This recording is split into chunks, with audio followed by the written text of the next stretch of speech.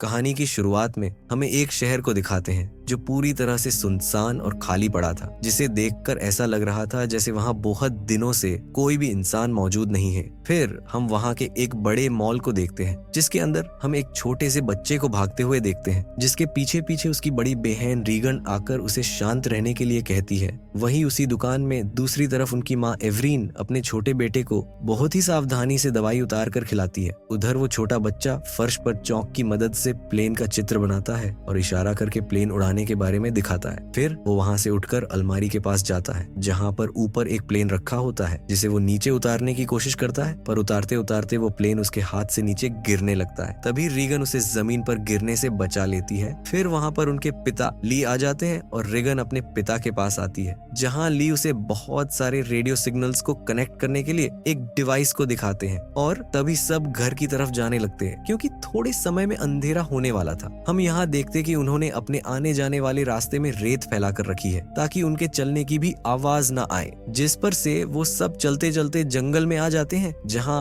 वो बच्चा सबसे पीछे चल रहा होता है। पर वो बच्चा वहां पर भी उस प्लेन को साथ लेकर आ जाता है। वो उसे चालू कर देता है जिससे वो प्लेन आवाज करने लगता है, जिसे सुनकर ली, एवरिन और मार्कस बहुत डर जाते हैं क्योंकि रीगन सुन नहीं सकती थी, इसलिए उसे कुछ सुनाई नहीं देता। और तब बच्चे को बचाने के लिए ली उसके पास जाने लगता है, लेकिन तभी जंगल की दूसरी तरफ से कोई भयानक चीज आवाज सुनकर दौड़ती हुई आती है। एवरिन डर के मारे रोने लगती है और वो चीज बच्चे को मार देती है, जिसे देखकर सभी डर जाते हैं और यहाँ से मूवी की शुरुआत होती है। अब इसके बाद हम 472वां दिन देखते हैं जहाँ पर पूरी पृथ्वी पर बहुत कम लोग जिंदा बचे हुए थे। उन्हीं में से ली ने अपने परिवार को एलियन से बचाकर रखा हुआ है और घर के हर रास्ते पर कैमरे लगाकर नजर रखता है। उसने बोर्ड पर उन एलियंस के बारे में रिसर्च लिखी होती है कि वो एलियन देख नहीं सकते, पर वो हर छोटी सी छोटी आवाज को भी दूर से सुन सकते हैं और उसी आवाज से वो हमला करके उन्हें अपना शिकार बनाते हैं और फिर अपने कमरे और रेडियो के सिग्नल की मदद से अलग अलग जगह पर कनेक्ट करने की कोशिश करता है, पर उसका सिग्नल किसी से भी कनेक्ट नहीं होता। वहीं दूसरी तरफ हमें पता चलता है कि एवरिन प्रेग्नेंट है और जल्दी उसकी डिलीवरी की तारीख आने वाली है, इसलिए वो अपने आने वाले बच्चे के लिए कपड़ों का खिलौना और एक बॉक्स में ऑक्सीजन सिलेंडर को लगाती है ताकि बच्चे के रोते समय उसे उन एलियन से बचाया जा सके। फिर ली शाम होने पर टंकी पर चढ़कर आग जलाता है, जिसके बाद जंगल में दूर कहीं जगह पर आग जलती हुई दिखाई देती है। जो लोग अभी भी एलियन से बचे हुए होते हैं, इसलिए वो हर शाम अपने एरिया में आग जलाते हैं। इसके बाद बिना कोई आवाज किए सभी खाना खाने लगते हैं। फिर मार्कस और रीगन जमीन पर बोर्ड गेम खेलते हैं, जहाँ पर मार्कस से गलती से एक लैंप नीचे गिर जाता है और टूट जाता है, जिससे थोड़ी देर के लिए शोर हो जाता है और फिर वहीं पर आग लग जाती है। तब ली जल्दी से उस आग को बुझाता है और सबको चुप रहने का इशारा करता है, पर तभी बाहर कबूतरों के उड़ने की आवाज आती और फिर थोड़ी देर बाद किसी की चलने की आवाज आती है, जिस वजह से सभी डर जाते हैं। फिर ली खिड़की से बाहर देखता है और उसी वक्त ऊपर से 2 चूहे नीचे गिरते हैं, जिसे देखकर उनका डर शांत हो जाता है। इसके बाद ली रीगन की कान की मशीन ठीक कर रहा होता है जिससे उसे अच्छे से सुनाई दे, और तभी वहाँ पर एवरीवन आ जाती है और ली के साथ हेडफोन लगाकर म्यूजिक सुनती है। फिर अगले दिन ली खतरे से बचने के लिए कुछ लाइट और रास्ते पर रेत बिछाता। रीगन बेसमेंट में जाने की कोशिश करती है, पर ली उसे रोक लेता है। वो इशारों से कहती है कि वो छोटी बच्ची नहीं है। ली उसे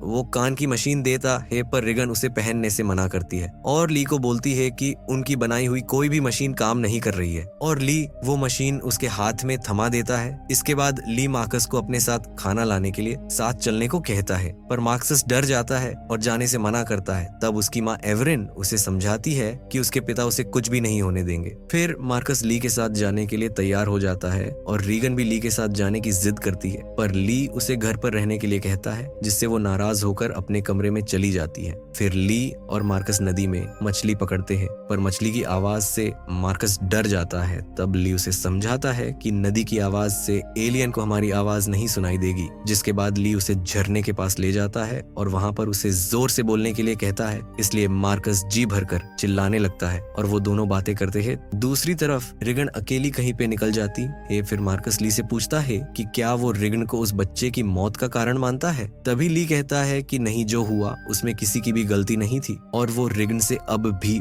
बहुत प्यार करता है। उधर रिगन कुछ सामान लेकर उस जगह पर आती है जहाँ पर उनके छोटे भाई की मौत हुई थी। उस जगह पर उस प्लेन को रख देती है जिसके कारण वो मारा गया था और वहीं पर सो जाती है। तभी दूसरी तरफ ली और मार्कस मछली लेकर वापस घर आने के लिए निकलते हैं। तभी रास्ते में उन्हें एक बूढ़ी औरत की लाश दिखती है जिसके पास ही उसका पति उदास खड़ा होता है। उसे लिए चुप रहने के लिए कहता है पर दुख के कारण वो जोर जोर से चिल्लाने लगता है, जिसके बाद ली मार्कस को उठाकर भागते हुए पेड़ के पीछे छिप जाता है और तभी जंगल में से एलियन तेजी से आता है और उस बूढ़े आदमी को मार डालता है। दूसरी तरफ एवरिन की डिलीवरी होने ही वाली होती है, इसलिए वो जल्दी जल्दी वहाँ के बेसमेंट में आ जाती है और तभी नीचे उतरते समय एक कील उसके पैर में घुस जाती है जिसकी वजह से एक फोटो फ्रेम गिरकर टूट जाता है जिससे आवाज हो जाती है। इसलिए एवरिन उन लाल लाइट को ऑन कर देती है और तभी उसे दरवाजे पर एक एलियन दिखाई देता है जिससे डरकर वो जल्दी छुप जाती है। दूसरी तरफ ली जब उन लाल लाइट को जलता हुआ देखता है तो वो समझ जाता है कि एवरिन मुसीबत में है, इसलिए वो भागकर घर की तरफ आता है और घर के पास आकर वो उन एलियंस को देखता है। जिसके बाद ली मार्कस को रॉकेट और पटाखे जलाने के लिए भेजता है जिसकी आवाज को सुनकर वो एलियन दूसरी तरफ चले जाए और फिर एवरिन की मदद कर सके। इसलिए मार्कस भागता हुआ जाता है और पटाखे जला देता है जिसकी आवाज में एवरिन अपने बच्चे को जन्म देती है और ली अपनी गन लेकर घर के अंदर आ जाता है और खून को देखकर वो बहुत डर जाता है। पर तभी उसे पीछे से एवरिन अपने पास बुलाती है जिसे जिंदा देखकर ली उसे गले लगा लेता है। फिर ली बच्चे को नीचे बने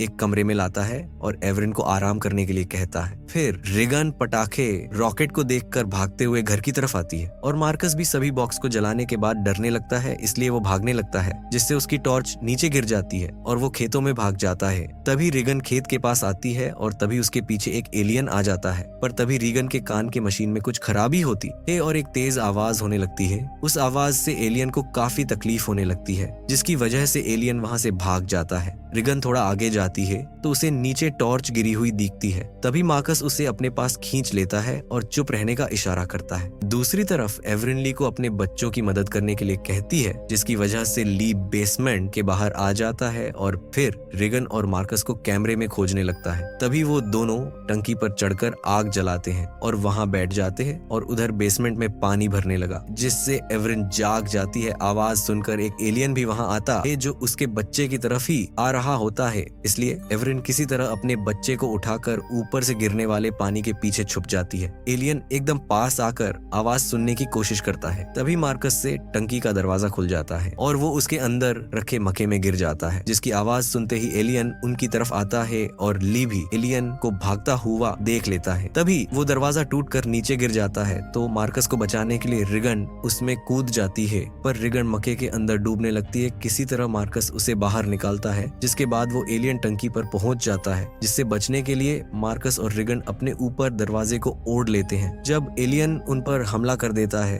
तभी फिर से रिगन की कान की मशीन वही फ्रीक्वेंसी आवाज करने लगती है जिससे उसे एलियन को फिर से तकलीफ होने लगती है, इसलिए वो वहां से भाग जाता है। थोड़ी देर बाद दोनों ली के पास आ जाते हैं जिन्हें एवरिन कैमरा में देखती है। ली मार्कस और रिगन को देखकर बहुत खुश होता है पर तभी उन्हें कुछ आवाजें आने लगती हैं जिससे सभी डर जाते हैं। तब ली मार्कस और रिगन को गाड़ी में छुपने को कहता है और खुद कुल्हाड़ी लेकर खड़ा हो जाता है। तभी एक एलियन ली पर हमला कर देता है जिसे देखकर मार्कस जोर जोर से चिल्लाने लगता है जिससे एलियन उसके तरफ आता है और उनकी कार पर हमला कर देता है। तभी ली खड़ा हो जाता है और फिर इशारों में रिगन को बोलता है कि वो उसे बहुत प्यार करता है जिसे देखकर रिगन की आंखों में आंसू आ जाते हैं और फिर ली उन दोनों की जान बचाने के लिए बहुत जोर से चिल्लाता है जिससे वो एलियन कार से उतरकर ली की तरफ आता है जिसका फायदा उठाकर मार्कस कार का ब्रेक निकाल लेता है और कार चलाकर घर की तरफ निकल जाते हैं और ली को वो एलियन मार देता है। एवरिन दोनों से मिलकर रोने लगती है जिसके बाद सभी ली के कमरे में आते हैं और यहाँ रिगन ली की बनाई हुई मशीन देखकर रोने लगती है। तभी उन्हें वहाँ किसी के होने का एहसास होता है जिससे सभी डर जाते हैं, इसलिए एवरिन अपने हाथ में बंदूक उठा लेती है और तभी उनके कमरे में एक एलियन आता है और आवाज सुनने की कोशिश करता है पर तभी रिगन के कान की मशीन से फ्रीक्वेंसी की आवाज निकलने लगती है, जिससे उस एलियन को बहुत तकलीफ होती है। जिसके बाद रिगन वहाँ के बोर्ड पर देखती है कि उसके पिता ने कुछ लिखा था, जिसे पढ़कर रिगन समझ जाती है कि आवाज ही इनकी ताकत है और ज्यादा आवाज इनकी कमजोरी है। इसलिए रिगन उस मशीन की फ्रीक्वेंसी को बढ़ा देती है, जिससे एलियन पूरी तरह से पागल हो जाता है और शोर के कारण कमजोर होने लगता है। एलियन उन्हें रोकने के लिए उनकी तरफ बढ़ने की कोशिश करता है, पर रिगन आवाज को स्पीकर से बढ़ा देती है तो वो कमजोर होकर गिर जाता है। थोड़ी देर बाद वो उनकी तरफ बढ़ने की कोशिश करता है तो एलियन उसे गोली से मार देती है और एलियन वही मर जाता है। इसके बाद रिगन कैमरा में देखती है कि गोली की आवाज सुनकर और एलियन उनकी तरफ आ रहे हैं, पर दोनों उनका सामना करने के लिए बिल्कुल तैयार रहती है। और इसी के साथ ये मूवी यहाँ खत्म होती है। इसके आगे की कहानी हम देखेंगे अगले वीडियो में। अगर ये कहानी आपको पसंद आई हो तो इसे लाइक करें और अपने चैनल को सब्सक्राइब करें।